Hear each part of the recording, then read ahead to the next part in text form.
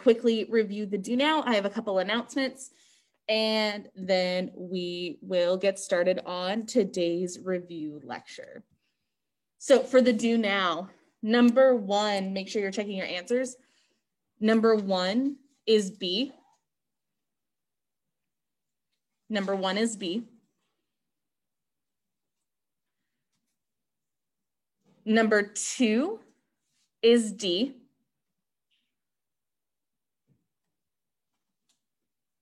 Number three, I'll go over. Number one is B.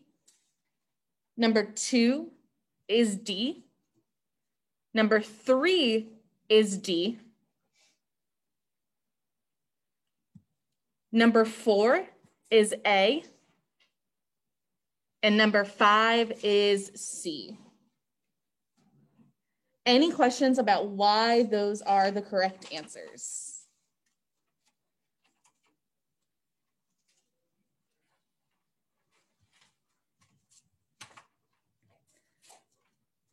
Okay, I don't see any questions. Oh wait, sorry, Giovanni. Giovanni, number three is D. D is in dad.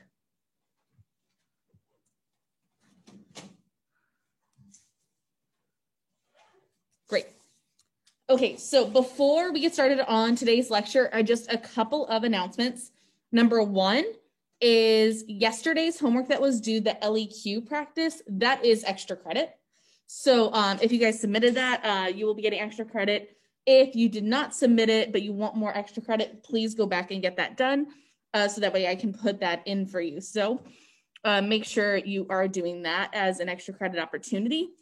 Number two, Thursday is the AP exam. We are just a couple of days away. You guys should be spending some time in the evenings just reviewing those lecture notes, those homework notes, anything that you might have. Don't burn yourself out, but spend about 30-ish minutes reviewing everything so that way you have your content ready. You guys have the skills. You just need to make sure you are in with the content.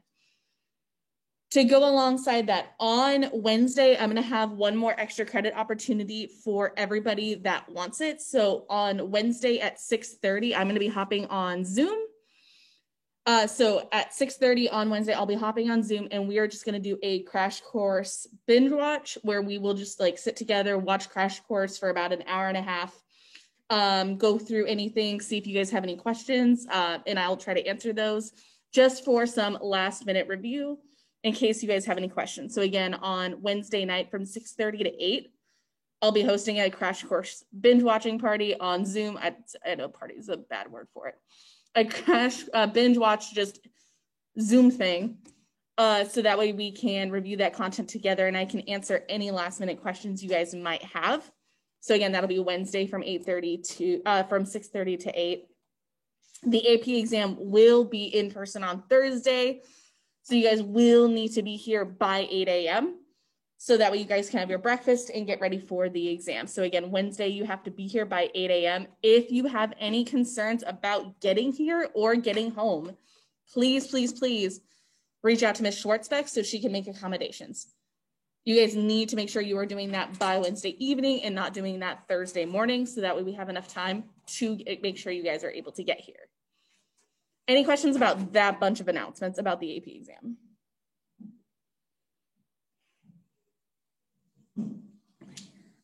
No questions in person, online. If you guys have any questions, feel free to put them in the chat. Yes, everybody needs to come to school on Thursday for the AP exam. There will not be a makeup date, so you guys need to come here to the building on Thursday for the AP exam.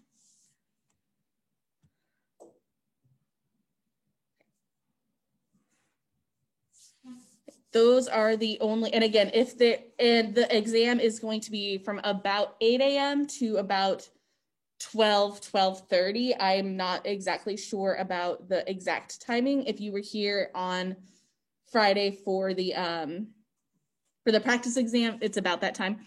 The only difference would be it's going to be a long day. So it's going to be a long exam. The multiple choice is 55 minutes. The short answer question is 40. And the essay is 100. So that will be there. If you have accommodations or extra time, you will obviously be here for a longer bit of the day. Again, if you have any concerns about getting here or getting home, please let everybody know. You don't need to wear a uniform. Just make sure you're comfortable and you guys are good to go. I don't believe you need to wear a uniform, but I can find that out and tell you guys officially tomorrow. Okay, so moving on from the AP exam, I want to go into what we will be doing after the AP exam. If you have a year one grade, so quarter one through quarter four of an 85 or above, you are done the second you walk out of the school on Thursday after the AP exam. So again, if you have a year one, so not quarter four, but quarter one through quarter four grade of an 85 or above, you are done with APUSH after Thursday. You are going to be exempt from the final project and you get to have an extra couple weeks of an extra hour of your life from 8 a.m. to 9 a.m. If you have any questions about that, please let me know. If you do not have an 85 or above, we will be working on a Giovanni. This is going to be teacher by teacher, so you need to reach out to those teachers. Like Miss Somerville might have a different expectation because her exam isn't until next week, but because my exam is Thursday, that's why I have these deadlines. So you have until Friday at 2 p.m. to submit any missing work or extra credit. If you submit missing work or extra credit and you submit it by 2 p.m. on Friday, I will put it into the grade book. And at 2 p.m., that is when I'm going to be making my list of who needs to do the final project and who is excused. Does that make sense? So Friday at 2 o'clock, you guys are turning in extra credit. You're turning in missing work. I'm putting that in the grade book. And then I'm sending each of you individual emails saying you are either exempt or you need to do the final project.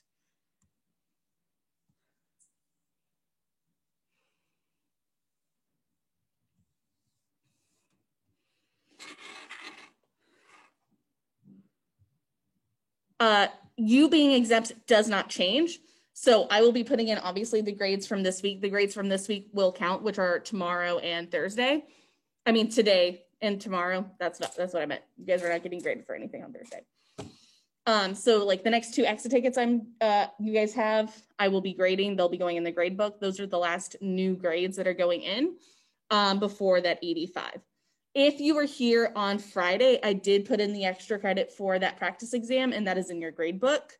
So you guys might see that you have there are a couple people that have 125% for quarter four. And they're good for quarter four. We just need to make sure that it's your year one grade that is above an 85. If you have questions about how to find out if your grade is above an 85, you must email me. You must email me and ask me for your year one grade so I can reply via email. If you put it in the Zoom chat or if you text me, I'm probably not going to see it. So please, please, please email me and ask for an update on that grade so that way I can send you any correct information and confirm where you are at right now. Any questions about that?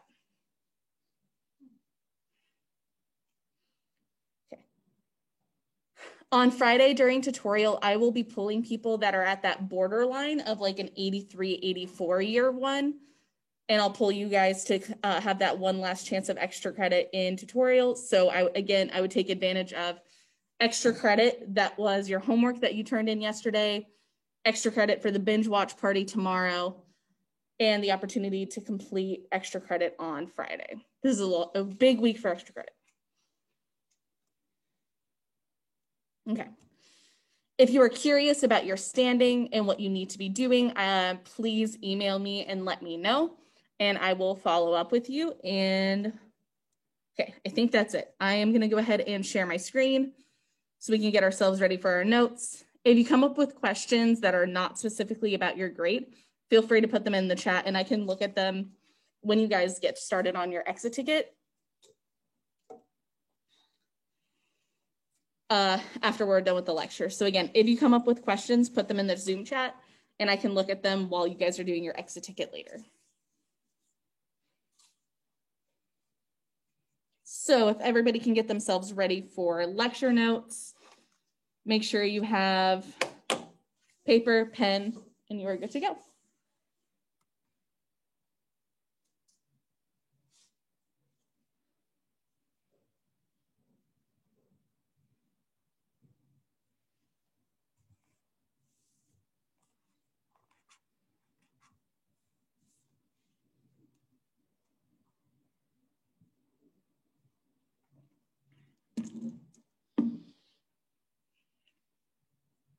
And please chat A100 when you are ready to take notes.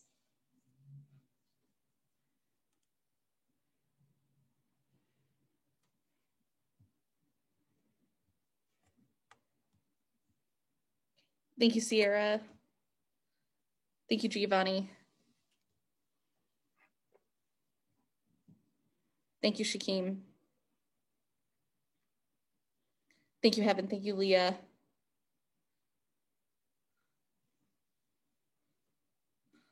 Thank you, Ashley. Thank you, Dwayne.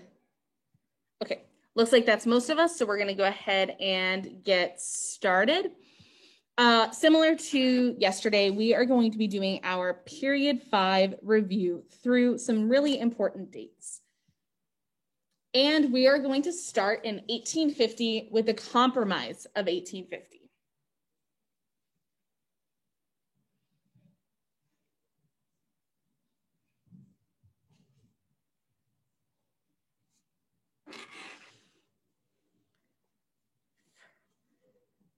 As a reminder from yesterday's period 4 lecture, in 1844, Americans elect James K. Polk.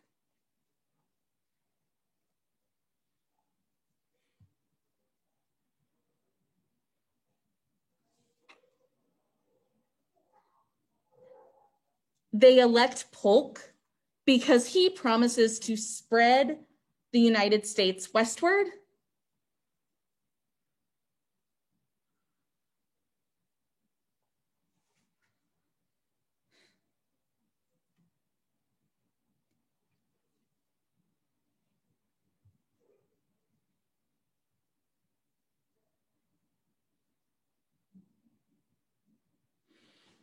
which he does through the Mexican-American War.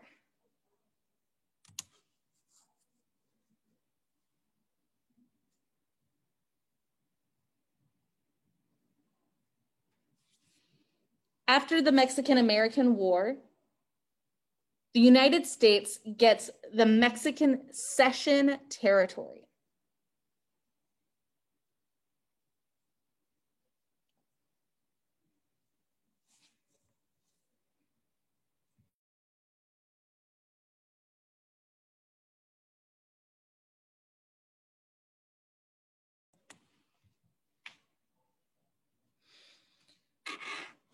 And in this Mexican Cession Territory, the United States debated about whether or not they should allow slavery in it.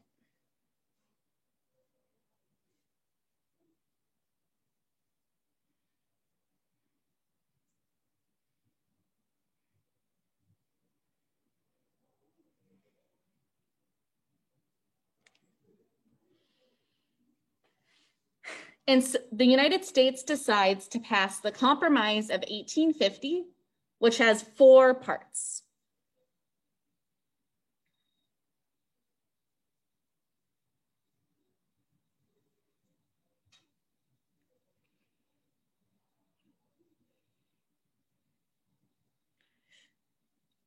The first is the Fugitive Slave Law.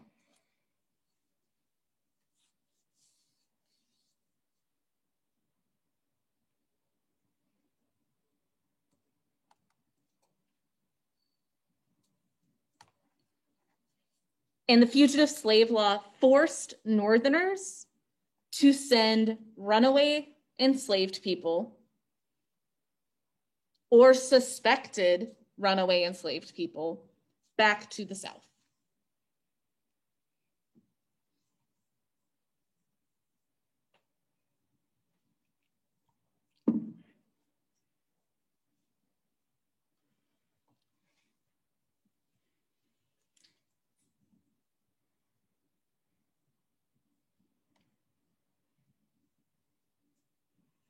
Second, it made California a free state.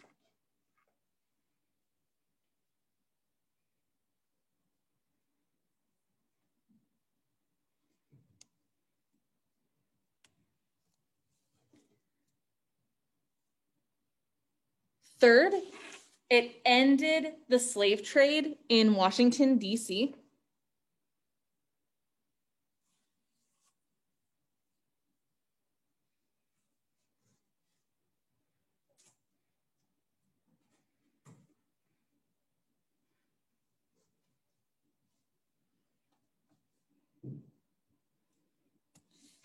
And fourth, it used popular sovereignty in the Utah Territory.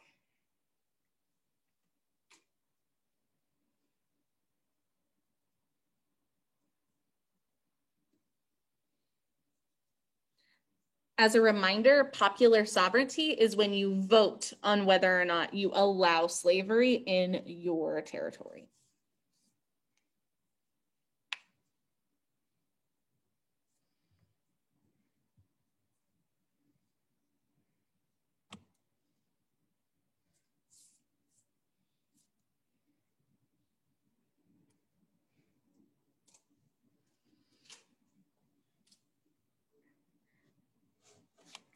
In 1854, we see sectionalism getting worse with the Kansas-Nebraska Act.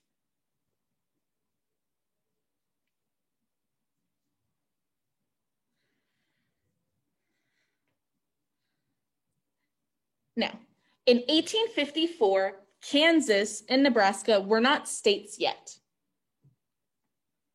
But when the United States was ready to bring them into the United States instead of territories, they choose to have them vote on whether or not they should allow slavery in those territories.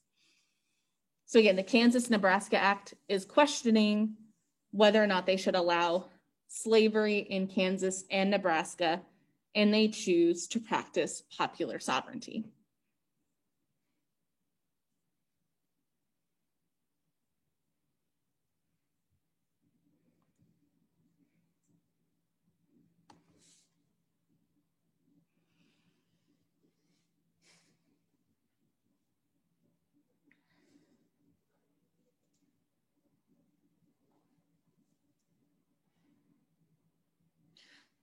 The reason why this is so controversial is because it ends the Missouri Compromise, because both territories are above the Missouri line.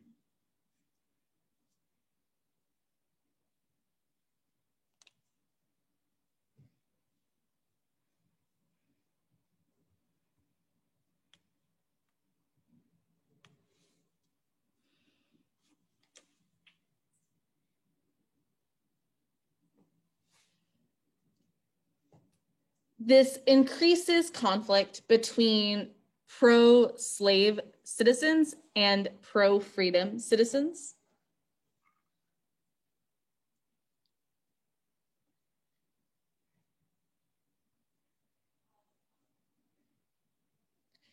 And this conflict was known as Bleeding Kansas.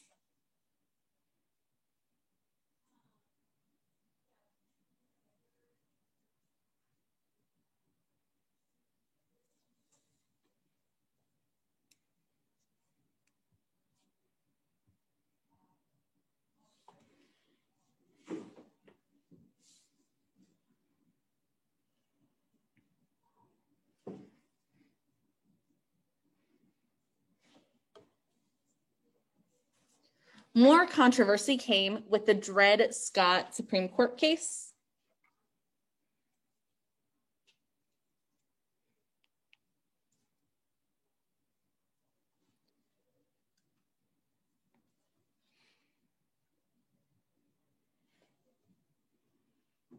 Dred Scott was an enslaved person that was brought to the North. And when he argued because he was in free territory, he was then freed. The Supreme Court said, no, you still belong to your enslaver.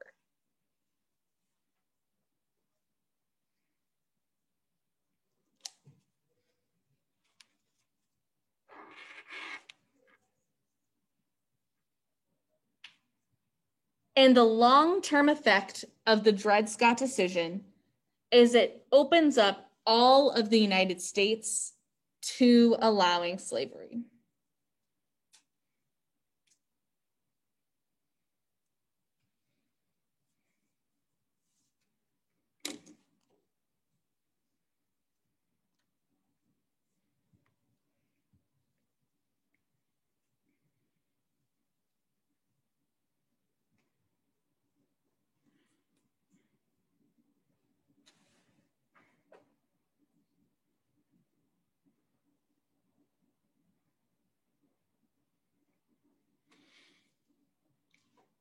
All of this leads to the official cause of the Civil War, the election of Lincoln in 1860.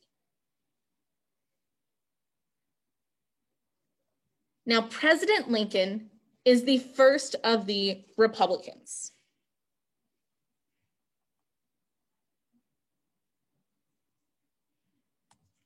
The Republican Party started out as an abolitionist, anti-slavery party.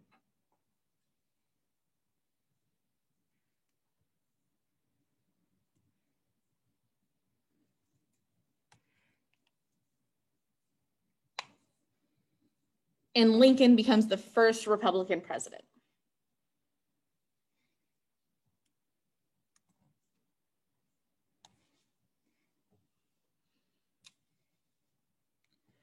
When Lincoln wins his election, this outrages the South because, as you can see in the electoral map, he didn't get a single Southern state.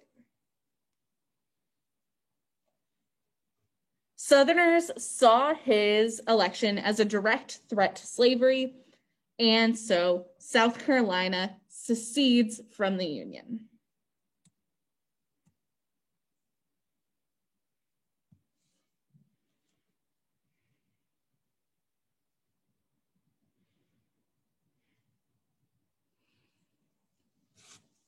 More states follow South Carolina's lead, and eventually we have the Confederate States of America.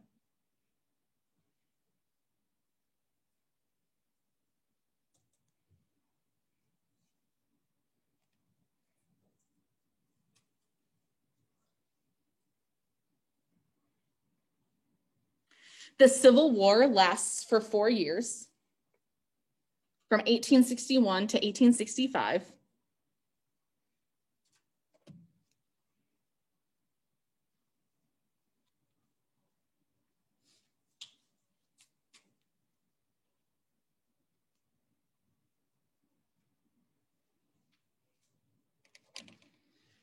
Again, the Civil War is between 1861 to 1865.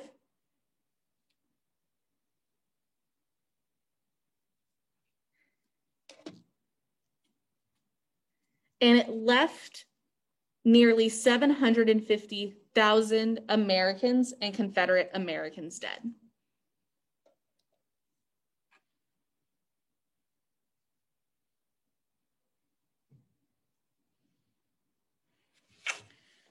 The Confederates had some initial military success, but ultimately lost and were forced back into the Union.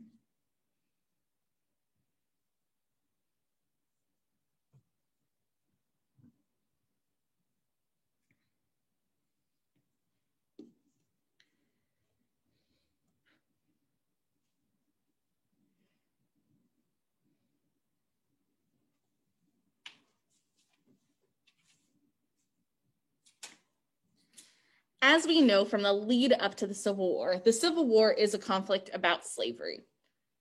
And so we see gradual steps throughout the Civil War leading to the end of slavery. The first is the Emancipation Proclamation in 1863.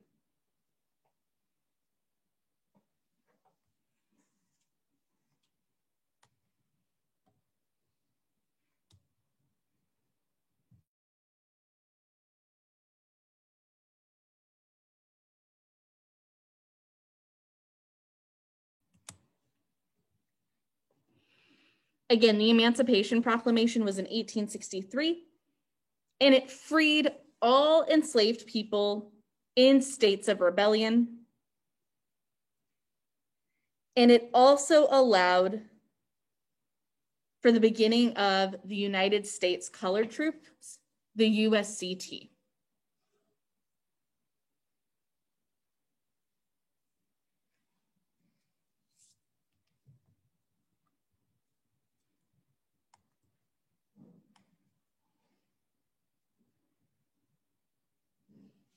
And the creation of the USCT was a major part of Northern American victory.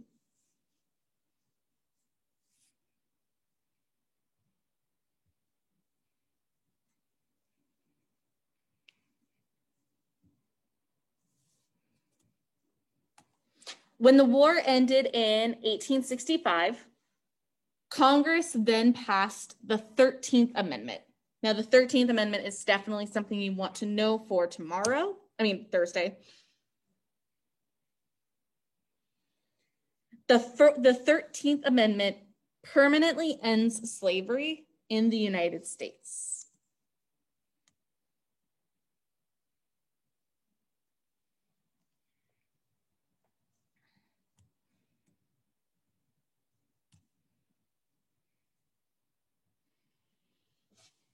And now that the war is over and slavery is over, the United States enters a period of Reconstruction. And one of the major political leaders of Reconstruction are the Radical Republicans.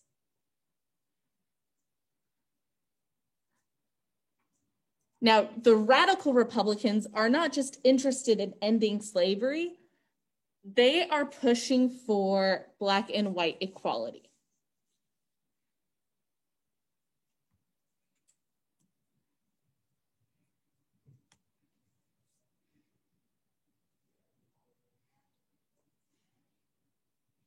And through the work of Radical Republicans, the 14th and 15th Amendments are also added to the Constitution. The 14th Amendment is supposed to protect civil rights, and the 15th Amendment gives Black men the right to vote.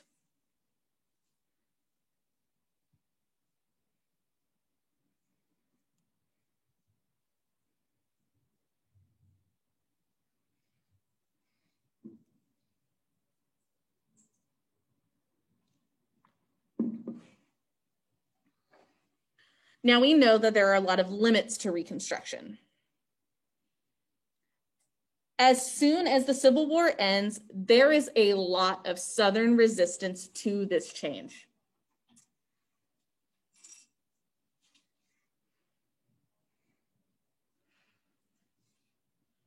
One system that powerful Southerners used to maintain the status quo is sharecropping.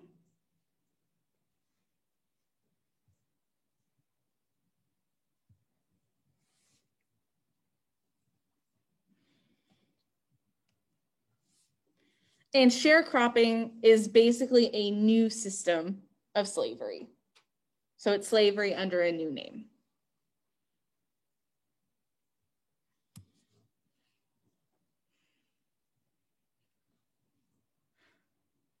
In the South, we also see the creation of hate groups like the Redeemers or the KKK.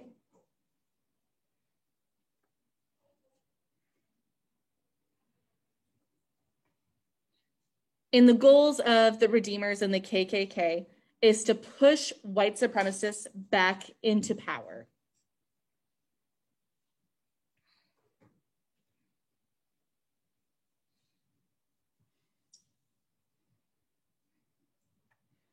They also began to terrorize African American citizens and prevented them from voting.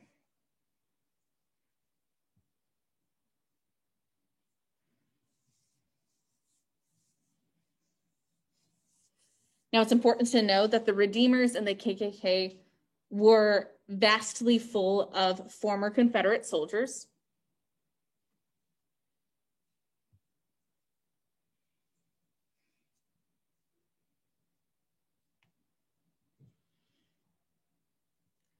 And while these groups are terrorizing African Americans, the people in power are also passing laws that limit African American civil rights in the South.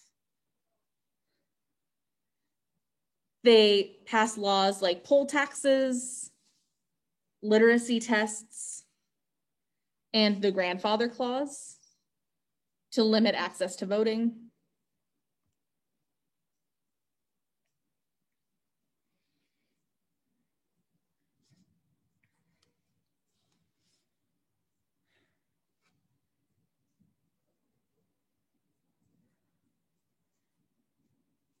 And while federal troops in the South were able to somewhat limit the effects of these groups in these laws, ultimately that ends in the election of 1877.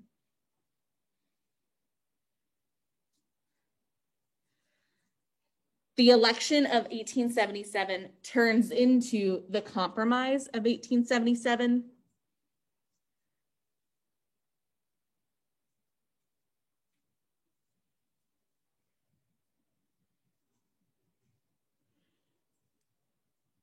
And Republicans agree that as long as Rutherford B. Hayes, a Republican, becomes president, they will remove federal troops from the South, which basically ends any protection for African Americans down there.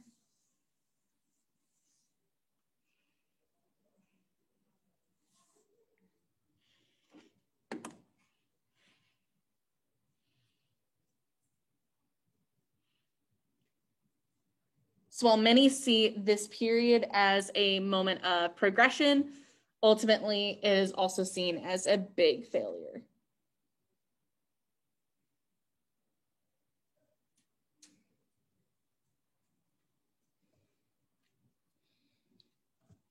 And that is our review lecture for the Civil War and Reconstruction. Make sure you upload photos of those notes.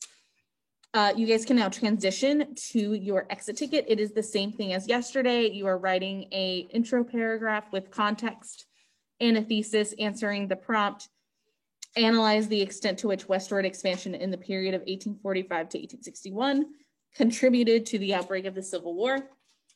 Again, you're writing context and a thesis. Once you do both of these things, you are free to go. Make sure you hit submit on that work so I can grade it. This is getting graded. It is one of the last assignments that will be graded before you get that 85 or above for exemption for the next 2 weeks of work, or 3 weeks. If you have any questions about the AP exam, the watch thing on Wednesday, or about how to get your grade up to an 85, please reach out to me and let me know. Make sure you do that via email so that way I don't miss it. And that is it. If you have any questions, any quick questions, let me know in the chat. And I will see you guys tomorrow.